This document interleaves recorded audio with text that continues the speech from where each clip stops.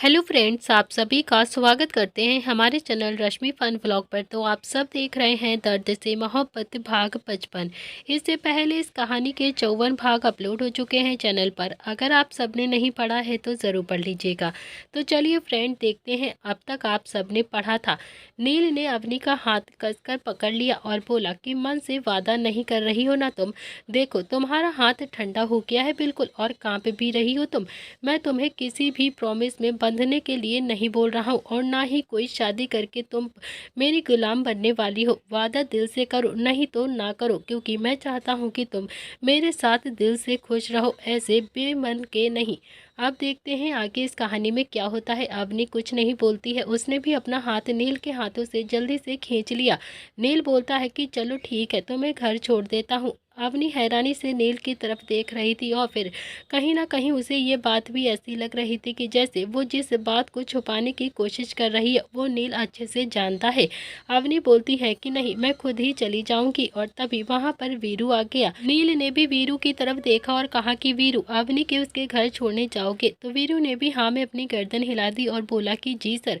नील ने भी अब अवनी के लिए गाड़ी का दरवाजा खोला, और फिर अवनी भी गाड़ी के अंदर आकर बैठ गई। वीरू भी ड्राइविंग सीट पर आकर बैठ चुका था। नील ने एक बार फिर से झुककर अवनी की तरफ देखा और प्यार से बोला कि सोच लो, एक दिन बच्चे पढ़ेंगे नहीं तो फेल नहीं हो जाएंगे।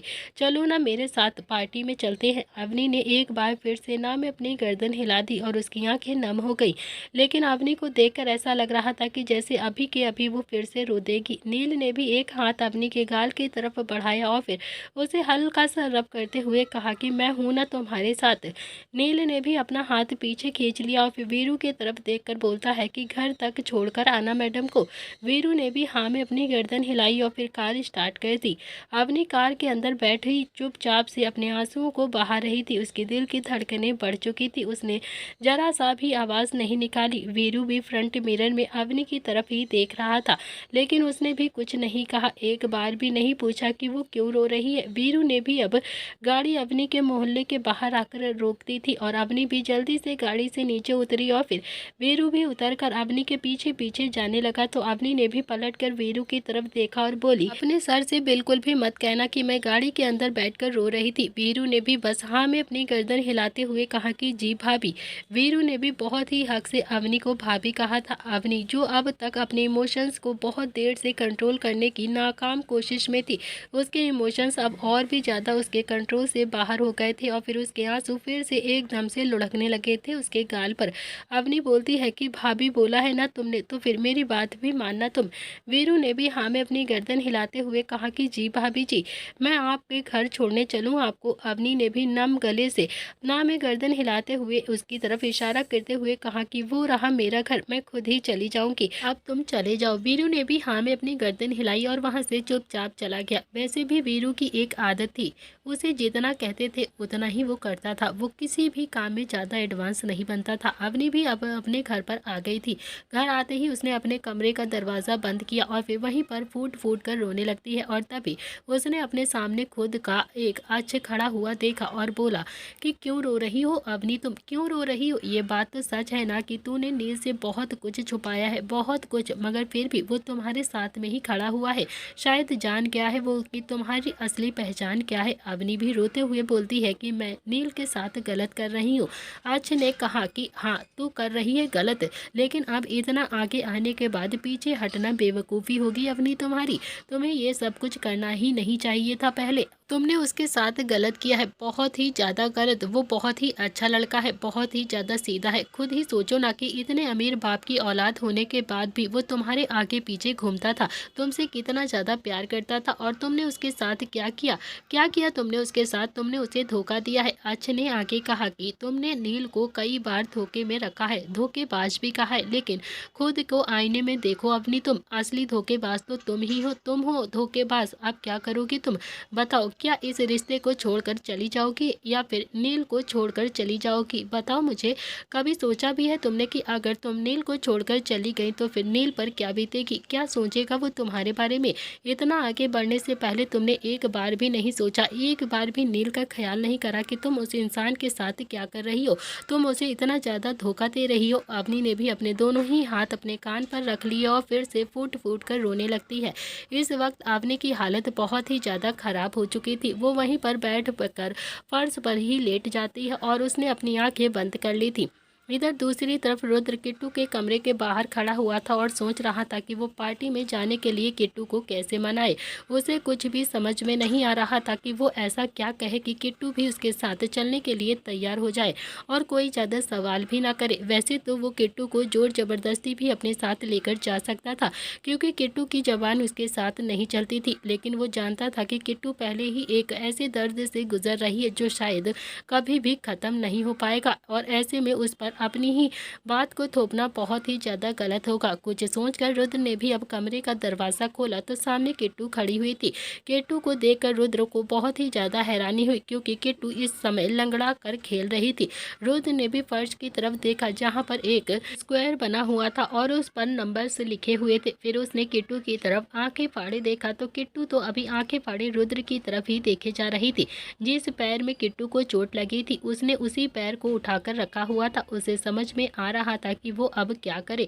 उसकी तो दिल की धड़कनें भग गई थी। रुद्र भी समझ नहीं पा रहा था कि वो किट्टू को अब क्या ही कहे, लेकिन मन ही मन उसे किट्टू पर थोड़ा सा तरस भी आ रहा था। किट्टू का बचपना कहीं खो सा गया था। उसने बचपना ही नहीं खेला था, उसने शायद बचपन जिया ही नहीं था आज तक। जब सब माँ बाप अपने बच्चों को प्यार करते हैं, उनके साथ खेलते हैं, उनकी देखभाल करते हैं, तो उसे सही गलत की परख करना सिखाते हैं। उस बचपन को तो किट्टू ने अपनी माँ पर एकदम से निछावर कर दिया था। उसने अपनी पढ़ाई कैसे की होगी वो ही जानती होगी, ना जाने उसने कैसे करके कहाँ से पैसा लाकर अपनी पढ़ाई को पूरा किया होगा। तो वहीं रुद्र को देखकर किट्टू की आंखें हल्की सी नम हो गई थी और दिल में एकदम से घबराहट। रुद्र ने कुछ सोचकर कहा कि ये तुम कौन सा गेम खेल रही हो किट्टू।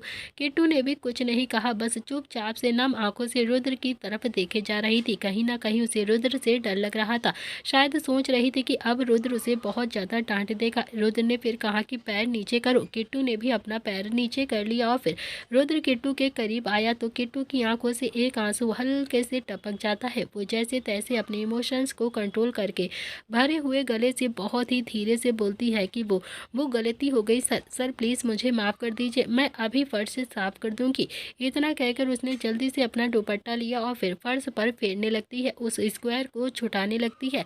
रुद्र किट्टू की तरफ ही देखे जा रहा था और रुद्र बहुत ही ज़्यादा कठोर दिल का था, लेकिन यहाँ पर आकर वो एकदम से पिघल जाता था। उसने भी किट्टू का हाथ झट से पकड़ लिया और फिर बहुत ही प्यार से बोलता है कि ये सब कुछ बाद में कर लेना, अभी तुम मेरे साथ एक पार्टी में चल रही हो। रुद्र भी एकदम से कमाल करता था, उसे ऐसी सिचुएशन को हैंडल करना भी नहीं आता था। वो तो बस डायरेक्ट ही बात बोल देता था, सीधी बात नो बकवास। उसने भी सीधा किट्टू को बोल दिया था कि उसे उसके साथ एक पार्टी में चलना है अभी के अभी। तो किट्टू भी नम आंखों से रुद्र की तरफ ही देख रही थी। उसे भी कुछ भी समझ में नहीं आ रहा था कि वो रुद्र को क्या जवाब दे। रुद्र ने भी किट्टू के दूसरे हाथ को पकड़ा और फिर उसे उठाकर बोलता है कि अरे हिंदी में ही बोला है मैंने, मैं और तुम एक पार्टी में जा रहे हैं आज अभी इसी वक्त। मेरे वो नालायक भाई भी हैं और तुम्हारे नील भैया भी साथ में ही चल रहे हैं, चलोगी ना अब तुम साथ में पार्टी में। तो किट्टू ने भी ना में अपनी गर्दन हिला दी। तो रुद्र ने भी आंखें छोटी करके किट्टू की तरफ देखा तो किट्टू ने भी फिर से अब ना में अपनी गर्दन हिला दी और फिर रुद्र बोलता है कि क्यों नहीं जाना है तुम्हें। तो किट्टू जैसे तैसे भरे हुए गले से बोलती है कि पार्टी में मुझे बहुत ज़्यादा डर लगता है। रुद्र बोलता है कि क्या लगता है, मैं हूं ना तुम्हारे साथ, क्यों लगेगा तुम्हें डर, तुम्हारे नील भैया भी तो जा रहे हैं साथ में, शुभ और निहाल भी तो जा रहे हैं, हम सब तो हैं, तो फिर तुम्हें किस बात का डर है, चलो ना तैयार हो जाओ अब जल्दी से। किट्टू ने फिर से ना में अपनी गर्दन हिला दी और तभी रुद्र का फोन वाइब्रेट होता है। रुद्र ने भी अब अपना सेल निकाला और फिर बाहर की तरफ जाता हुआ बोलता है कि चुपचाप से पिंक वाली ड्रेस पहनकर तैयार हो जाओ। इतना कहकर वो भी अब सीधा कमरे से बाहर की तरफ चला गया था, क्योंकि अब वो वहाँ पर एक मिनट भी नहीं रुकना चाहता था। लेकिन किट्टू वो तो बस नम आंखों से खड़ी रहती है। रुद्र कमरे से बाहर निकला तो फोन पर किसी से बात करने लगता है और तभी उसके सामने संजय आकर खड़ा हो जाता है। उसने इशारों में पूछा कि किट्टू जाने के लिए तैयार है या फिर नहीं। रुद्र फोन पर बात कर रहा था, उसने कहा कि 1 मिनट होल्ड रखो और फिर उसने फोन को म्यूट पर किया और फिर संजय की तरफ देखकर थोड़ा सा धीरे से बोलता है कि पापा मना कर रही है वो जाने के लिए, लेकिन मैं भी उसे बोल कर आया हूँ कि वो जल्द से जल्द तैयार हो जाए और फिर मेरे साथ पार्टी में चले। संजय ने भी कहा कि अगर जहाँपना आपकी इजाज़त हो तो मैं जाकर बात करूँ किट्टू से। रुद्र के चेहरे पर तो हल्की सी मुस्कुराहट आ जाती है और फिर उसने भी हाँ में अपनी गर्दन हिला दी और थोड़ा सा शर्मा गया। फिर फ़ोन लेकर कॉरिडोर में बात करता हुआ वहाँ से चला गया। उसके जाते ही संजय ने भी किट्टू के कमरे का गेट हल्का सा नॉक किया तो किट्टू ने भी अब अपने आंसुओं को पोंछा और धीरे से बोली कि जी सर। कमरे का दरवाज़ा खुला है और सामने संजय खड़ा हुआ था। संजय को देखकर किट्टू को पॉजिटिव फीलिंग्स आती थी, क्योंकि कहीं ना कहीं संजय में वो अपने पापा को ही देखती थी और कहीं ना कहीं उसे नरेन की परछाई उसमें दिखती थी। संजय बहुत ही हैंडसम था, लगता भी नहीं था कि वो 50 साल का होगा, इसीलिए किट्टू को ऐसा लगता था कि उसके पापा भी संजय जैसे ही स्मार्ट होंगे। किट्टू ने भी मीठी सी मुस्कुराहट के साथ संजय की तरफ देखा और कहा कि सर आप यहाँ पर मेरे कमरे में। संजय बोलता है कि देखो किट्टू, ये सर तो तुम अपने रुद्र सर को ही बोलो, मुझे बिल्कुल भी नहीं। मुझे तो तुम अंकल बोल सकती हो या फिर तुम सबकी तरह मुझे पापा भी बोल सकती हो। ये सुनकर तो किट्टू की आंखें अब थोड़ी सी और नम हो जाती हैं। उससे भी प्रताप घर में ये सारा प्यार संभाला नहीं संभल रहा था। उससे तो कोई भी प्यार से बात तक नहीं करता था और फिर यहाँ पर सब संध्या, संजय और उससे इतनी ज़्यादा प्यार से बातें करते थे तो उसकी आंखें और भी ज़्यादा नम हो जाती हैं। संजय बोलता है कि सब पार्टी में जा रहे हैं तो तुम भी मना क्यों कर रही हो जाने के लिए। किट्टू ने कुछ भी नहीं कहा तो संजय बोलता है कि चली जाओ पार्टी में, अच्छा लगेगा तुम्हें भी और सबको भी। तो किट्टू कुछ बोलती उससे पहले ही संजय ने कहा कि देखो मैं तुम्हारे पापा की उम्र का हूँ, तो फिर अगर मेरी जगह तुम्हारे पापा तुम्हें ये बात बोलते तो क्या तुम अपने पापा की बातों को नहीं मानती, उन्हें भी तुम ऐसे ही मना कर देती। किट्टू ने हल्की सी हाँ में अपनी गर्दन हिलाई और तभी संजय बोलता है कि अच्छा ठीक है, मैं तुम्हारी मम्मी को भेजता हूँ, वो तुमसे खुद ही बात करेंगी, मतलब संध्या को भेजता हूँ, वो तुम्हें अच्छे से तैयार कर देंगी। ओके। संजय ने भी आगे कहा कि और हाँ, इस घर को अपना ही समझो और जैसे रहना चाहती हो ना वैसे ही रहो, किसी से भी डरने की कोई भी ज़रूरत नहीं है तुम्हें, रुद्र से भी नहीं डरना है तुम्हें। अगर तुम्हें रुद्र डांटे तो फिर सीधा मेरे पास आ जाना, मैं उसके कान पर दो लगाऊंगा ना तो फिर देखना वो कैसे सीधा होता है। किट्टू के चेहरे पर तो हल्की सी मुस्कुराहट आ जाती है और फिर संजय ने कहा कि बस बस ऐसे ही मुस्कुराती रहा करो बेटा, बहुत अच्छी लगती हो मुस्कुराते हुए। किट्टू ने भी हाँ में अपनी गर्दन हिला दी और फिर संजय भी वहाँ से चला गया। किट्टू ने भी अलमारी खोला और फिर एक साड़ी निकाली और तभी संध्या बोलती है कि हाँ ये साड़ी तुम पर बहुत ज़्यादा अच्छी लगेगी। किट्टू ने भी हल्का सा पलट कर देखा तो संध्या वहाँ पर खड़ी हुई थी।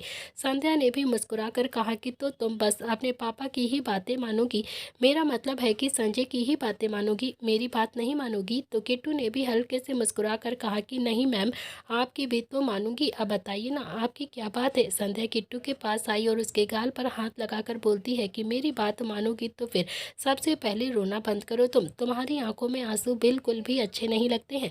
तुम्हें पता है कि जब तुम इतना ज़्यादा मुस्कुराती हो तो बहुत ज़्यादा प्यारी लगती हो, यकीन नहीं आता है तो चलो तुम्हें दिखाती हूँ। इतना कहकर संध्या अब किट्टू को लेकर मिरर के सामने आ जाती है और फिर संध्या बोलती है कि देखो खुद को, कितनी ज़्यादा खूबसूरत हो तुम, बस इन आंखों से आंसू ले आती हो ना तो फिर ये खूबसूरती थोड़ी सी घट जाती है, लेकिन हाँ जब तुम होठों पर मुस्कुराहट लाती हो ना तो तुम्हारे ये होठों के कोने जब मुड़ते हैं ना तो सच बताऊँ ना एकदम से परी लगती हो, बहुत ज़्यादा खूबसूरत लगती हो तुम।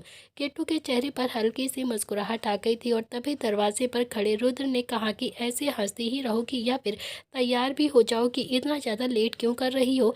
किट्टू एकदम से सहम गई थी और फिर उसके चेहरे पर जो मुस्कुराहट आई थी वो कहीं एकदम से खो गई थी। संध्या ने गुस्से में रुद्र की तरफ देखा और कहा तो तू बाज आ जा या फिर मैं तेरे पापा से अभी जाकर शिकायत करती हूँ तेरी। रुद्र बोलता है कि अरे माँ, इसमें शिकायत करने वाली क्या बात है, मैंने इसे कहा था पार्टी में जाने के लिए तो इसने मना कर दिया और अब देखो तैयार भी नहीं हुई है, पापा ने इससे कहा तो फिर ये मान भी गई, मतलब मेरी तो कोई वैल्यू ही नहीं है इसकी ज़िंदगी में। संध्या हैरानी से रुद्र की तरफ देख रही थी तो रुद्र बोलता है कि खैर छोड़ो, जो कुछ भी है तैयार करके जल्दी से नीचे ले आइए इसे, मैं भी रेडी हो जाता हूँ और अब उन बंदरों से भी कह दूंगा कि वो तैयार हो जाएं।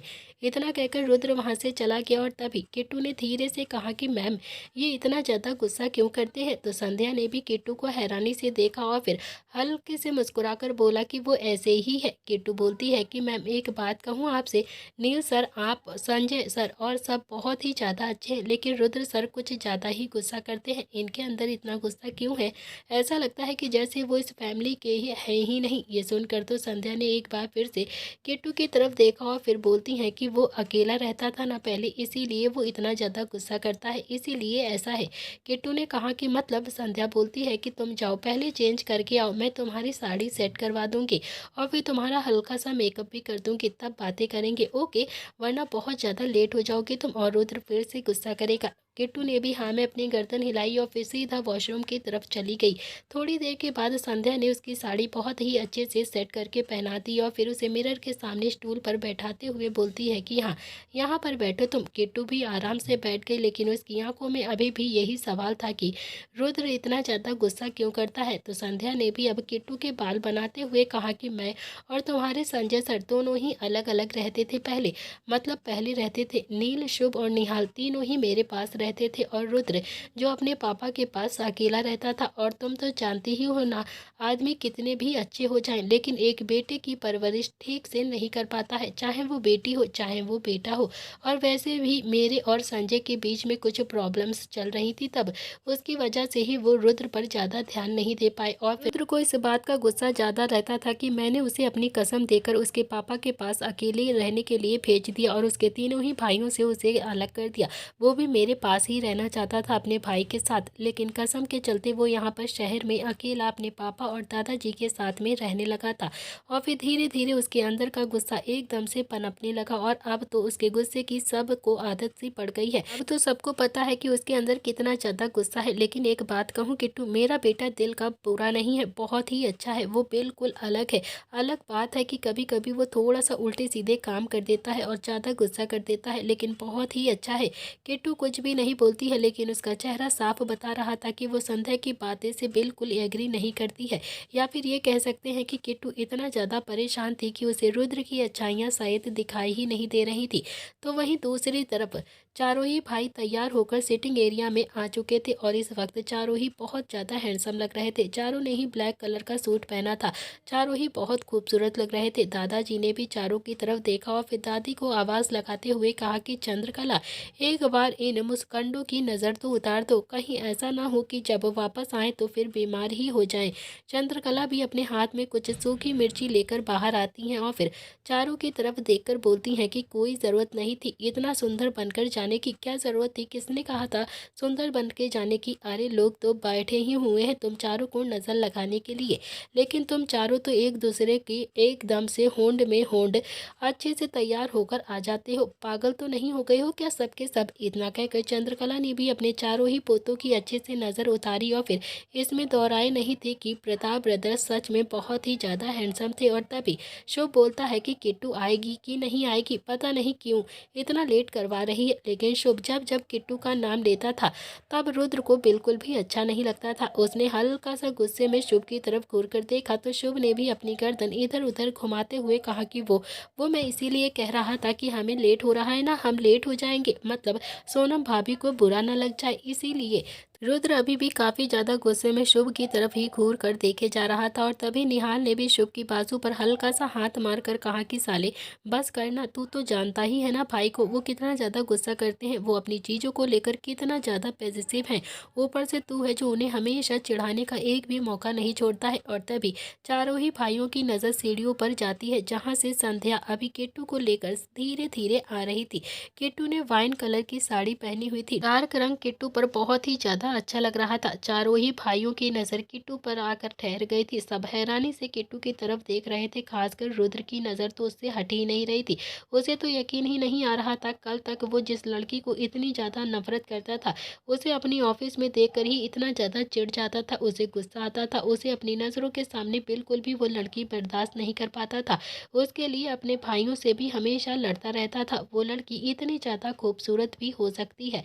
रुद्र भी मन ही मन खुद से धीरे से बुदबुदा कर बोलता है कि यार क्या ये वही लड़की है, कुछ भी पहन ले इस पर बहुत ही ज़्यादा अच्छा लगता है। लेकिन किस्मत देखो, नरेंद्र पुरोहित जैसे टॉप बिजनेसमैन की बेटी होने के बाद भी इसने कैसे दिन गुजारे हैं अपनी लाइफ में, कितने बुरे दिन से बीती हुई है। फिक्र मत करो किट्टू, बहुत ही जल्द मैं तुम्हारे पापा को तुम्हारे सामने लाकर खड़ा कर दूंगा। रुद्र भी बस किट्टू की तरफ ही देखे जा रहा था। तो वहीं किट्टू को तो अब थोड़ा सा अनकंफर्टेबल भी फील हो रहा था क्योंकि सब उसे घूर घूर कर देख रहे थे। तभी नील ने किट्टू को कमेंट करते हुए कहा कि नो डाउट बच्चा, तुम तो ना सच में बहुत ही ज़्यादा खूबसूरत लग रही हो, बहुत ही ज़्यादा। तुम इतने हल्के रंग के कपड़े क्यों पहनती हो? तुम पर तो डार्क कलर बहुत ही ज़्यादा अच्छा लगता है। वैसे ये साड़ी माँ की है ना? किट्टू ने एक नज़र संध्या की तरफ देखा तो संध्या भी बहुत ही प्यार से धीरे से बोलती है कि अब माँ का कुछ नहीं है, सब कुछ किट्टू का ही है, समझे तुम लोग। किट्टू के चेहरे पर तो एक प्यारी सी मुस्कुराहट आ जाती है और फिर संध्या ने भी किट्टू की नज़र उतारते हुए कहा कि सच में तुम बहुत ही ज़्यादा खूबसूरत लग रही हो। अगर मेरी बेटी होती ना तो सच कहती हूँ बिल्कुल तुम्हारे जैसी ही होती। किट्टू की आंखें अब थोड़ी सी एकदम से ढबढबा आई थी, हल्की हल्की सी नम हो गई थी। किट्टू भी एकदम मानसिक रूप से बहुत ज़्यादा स्ट्रांग थी। उसने भी बहुत कुछ झेला था, लेकिन इमोशंस कंट्रोल करना किट्टू को बिल्कुल भी नहीं आता था। और फिर इसी के ऑपोजिट रुद्र, जो अपने इमोशंस को कंट्रोल करने में एकदम से माहिर था, वो झट से अपने आप को संभाल लेता था। और तभी दादी जी भी किचन से दोबारा मिर्ची लेकर आती हैं और किट्टू की नज़र उतारने लगती है। किट्टू काफ़ी ज़्यादा हैरान हो गई थी, क्योंकि दादी के साथ उसकी ज़्यादा बनती भी नहीं थी। और नज़र उतारने के बाद दादी ने भी बहुत ही प्यार से कहा कि ऐसे क्या देख रही हो तुम मुझे? आंखें फाड़ फाड़ कर खा जाऊंगी क्या मैं तुम्हें? तुम्हारी नज़रें नहीं उतारूंगी तो फिर कोई है जो मुझे ना नज़र लगा देगा। इतना कहकर उसने रुद्र की तरफ घूर कर देखा तो रुद्र ने भी एक गहरी सांस ली, जैसे कहना चाहता हो कि दादी यार तुम फिर से शुरू हो गई, कितना ज़्यादा बोलती रहती हो हमेशा मेरे बारे में। दादी ने फिर से किट्टू के गाल पर प्यार से हाथ लगाकर कहा कि बहुत ज़्यादा प्यारी लग रही हो तुम। सच कहूँ मुझे लगता था कि मेरे चारों ही पोतों के अलावा दुनिया में कोई भी खूबसूरत नहीं है, बस मेरे ही पोते खूबसूरत हैं, लेकिन तुम अकेले ने ही इन चारों को फेल कर दिया है। तुम तो इन चारों से ही ज़्यादा खूबसूरत हो। किट्टू के चेहरे पर फिर से हल्की सी मुस्कुराहट आ जाती है और फिर संजय ने भी किट्टू के सिर पर हाथ रखकर बहुत ही प्यार से कहा कि जाओ अच्छे से जाना और पार्टी एंजॉय करना। ओके बेटा, और हाँ कोई भी तुम्हें कुछ भी कहे ना तो फिर बेझिझक आकर मुझसे कह देना, मैं उसे भी देख लूँगा और फिर उसके बाप को भी देख लूँगा। ये सुनते ही किट्टू के चेहरे पर जो मुस्कुराहट थी वो थोड़ी और ज़्यादा बड़ी हो गई थी और वो हल्के से मुस्कुराने लगी। फिर वही रुद्र, जो हैरानी से अब अपने पापा की तरफ देख रहा था और उसे भी समझते देर नहीं लगी कि उसके पापा ने किट्टू को डायरेक्ट ही और इनडायरेक्ट ही उसी के बारे में ही कहा है। और फिर आखिरकार रुद्र ने भी हल्का सा खांसते हुए कहा कि किट्टू की तारीफ अगर हो गई हो आप लोगों की तो फिर हम लोग चाय पार्टी में। संजय ने भी अपने चारों ही बेटों की तरफ घूर कर देखा और बोला कि हाँ हाँ जा सकते हो अब तुम लोग, लेकिन हाँ कोई भी पीकर घर पर आया तो फिर किसी के भी कदम लड़खड़ाए ना तो फिर किसी की भी आंखें मैंने लाल देख ली ना तो फिर तुम जानते नहीं हो अपने बाप को क्या करूँगा मैं तुम चारों का। तभी शुभ भी एकदम झटके से बोला कि जानते हैं बिल्कुल जानते हैं पापा कि आप हमारे ही तो पापा हो, हमारी माँ के पति हैं आप। संजय हल्के से गुस्से में बोला कि जानता है ना तो फिर याद भी रख लियो कि मैं तेरे माँ का पति हूँ, और कुछ भी उल्टा सीधा किया ना तो फिर पी पा कर अगर तुम लोग घर आए ना तो फिर देखना मैं तुम्हारा क्या कबूतर बनाता हूँ तुम चारों का। चारों ही भाइयों ने अब अपने पापा को घूर कर देखा और फिर संजय ने फिर से रुद्र की तरफ देखा और कहा कि किट्टू को अगर किसी ने भी डांटा या फिर कुछ भी कहा वहाँ पर, या फिर मैंने किट्टू की आंखों में जरा से भी आंसू देख लिए ना तो फिर मैं तुम चारों को रुलाऊंगा बहुत ज़्यादा, चाहे गलती किसी के भी हो, चारों ही रो के मेरे हाथों से। नील ने भी हाथ जोड़कर कहा कि जी पिताश्री जी, हम ऐसा कोई भी व्यर्थ का काम नहीं करेंगे जिससे आपको छोटा सा भी कष्ट हो। अब हमें जाने की आज्ञा दीजिए, बहुत ज़्यादा लेट हो रहा है, हमारा रथ बाहर ही तैयार खड़ा हुआ है। नील की बात सुनकर तो सबको एकदम से हंसी आ गई थी और यहाँ तक कि किट्टू के चेहरे की मुस्कुराहट भी अब थोड़ी सी और ज़्यादा बड़ी हो गई थी। किट्टू आज बहुत ही ज़्यादा खुश लग रही थी। एक तो उसने इतनी अच्छी और खूबसूरत सी साड़ी पहनी थी, तो वहीं दूसरी न जाने क्यों कितने ही सालों के बाद वो किसी पार्टी में इतने अच्छे लोगों के साथ जा रही थी। जब जब पार्टी में जाती थी तो काम करने ही जाती थी, कभी भी वो ऐसे पार्टी में घूमने नहीं गई थी, लेकिन आज किसी पार्टी में वो मेहमान बनकर जा रही थी, इसीलिए उसे बहुत ज़्यादा अच्छा भी लग रहा था और थोड़ी सी खुशी भी हो रही थी। आखिरकार रुद्र ने भी किट्टू की कलाई पकड़ी और फिर बोलता है कि चलो ये मेरा घर है, यहाँ पर बातें कभी भी नहीं खत्म होंगी, यहाँ पर तो बातें हमेशा नॉन स्टॉप चलती हैं। इतना कहकर वो किट्टू को लेकर सीधा आगे आगे चला गया और फिर तीनों ही भाइयों ने भी मुड़कर अपनी फैमिली की तरफ देखा और फिर संजय ने भी अब अपने ही आंखों से उन्हें जाने का इशारा किया और फिर तीनों ही भाई वहां से हवा की तरह जाने लगे। और तभी संजय बोलता है कि तीनों ही भाई याद रखना किट्टू को कोई भी परेशानी ना हो वहाँ पर, समझ गए ना तुम तीनों। तो तीनों ने ही बिना पलटे ही हाँ में अपनी गर्दन हिलाई और फिर अपने भाई के पीछे पीछे वहाँ से हवा की तरह छूमंतर हो गए। रुद्र और किट्टू एक गाड़ी में बैठे हुए थे और बाकी के तीनों भाई एक गाड़ी में बैठे हुए थे। रुद्र ड्राइव कर रहा था और किट्टू जो बाहर की तरफ देख रही थी और तभी रुद्र बोलता है कि विंडो खोल दूं क्या? किट्टू ने हल्की सी ना में अपनी गर्दन हिला दी और फिर रुद्र बोलता है कि खोल देता हूँ, तुम्हें बाहर की हवा लगेगी तो मूड अच्छा रहेगा। अगर तुम्हें हवा महसूस करनी है तो बोलो, अभी खोल देता हूँ। किट्टू ने भी हल्की सी हाँ में अपनी गर्दन हिला दी और फिर रुद्र ने भी विंडो को खोल दिया और फिर किट्टू ने भी अपनी आंखें बंद कर ली। कितना अच्छा एहसास था वो जिसे वो अभी फील कर रही थी। वो हवाएं किट्टू को एहसास दिला रही थी कि अब वो बिल्कुल आज़ाद है, वो बिल्कुल अपनी ज़िंदगी अपने हिसाब से जी सकती है। वो हवाएं किट्टू से कह रही थी कि अब तुम्हें टेंशन लेने की कोई भी ज़रूरत नहीं है, अब तुम्हारी सारी टेंशन रुद्र ले चुका है, अब तुम्हें बिल्कुल खुश रहने की ज़रूरत है। वो हवाएं किट्टू को एहसास दिला रही थी कि बहुत ही जल्द उसके पापा भी उसे मिल जाएंगे और उसका भी अपना एक परिवार होगा जिसमें वो बहुत ज़्यादा खुश रहेगी। आखिरकार रुद्र ने भी गाड़ी 5 स्टार होटल के बाहर आकर रोकी और वो जैसे ही गाड़ी से उतरने को हुआ उसने किट्टू की तरफ देखा जिसके बाल अभी हवा की वजह से थोड़े से खराब हो गए थे। रुद्र ने एक हाथ किट्टू की तरफ बढ़ाया तो किट्टू अब थोड़ा सा डर कर पीछे हो गई और फिर रुद्र किट्टू की तरफ देखकर बहुत ही प्यार से बोलता है कि अरे यार, कुछ कर नहीं रहा हूँ मैं तुम्हारे साथ, तुम्हारे बाल खराब हो गए वो ठीक कर रहा हूँ। रुद्र ने भी बहुत ही प्यार से किट्टू के बालों को संवार दिया और फिर बोलता है कि किसी से फालतू कोई भी बातें मत करना, वहाँ पर किसी के पास भी मत जाना और किसी से भी चिपकने की जरूरत नहीं है, मेरे साथ ही रहना।